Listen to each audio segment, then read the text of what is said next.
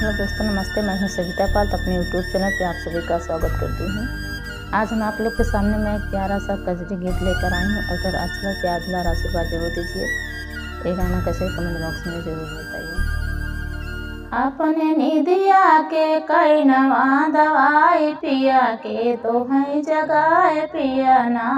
अपने निदिया के कई नवा दवाई पिया के तो है जगाए पियाना।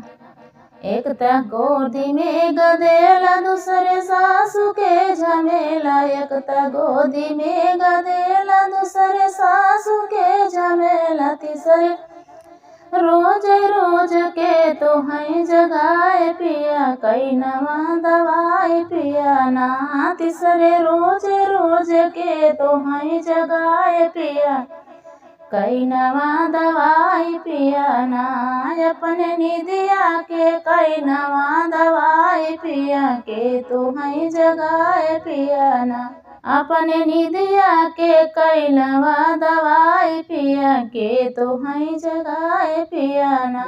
एक त गोदी में गदेला, दूसरे जेठनी के झमेला। एक त गोदी में गदेला, दूसरे जेठनी के झमेला। तीसरे रोज रोज के तो है जगाए पिया कई नवा दवाई पियाना। तीसरे रोज रोज के तो है जगाए पिया कई नवा दवाई पियाना। अपने निदियों के कई नवा दवाई पिया के तो है जगाए पियाना। अपने निदियों के कई नवा दवाई पिया के तो है जगाए पियाना।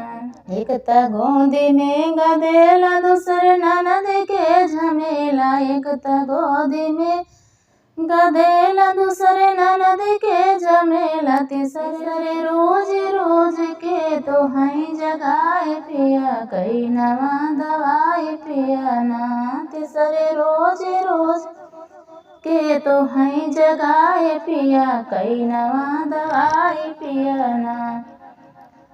अपने निदियों के कई नवा दवाई पिया के तो है जगाए पियाना। अपने निदियों के कई नवा दवाई पिया के तो है जगाए पियाना।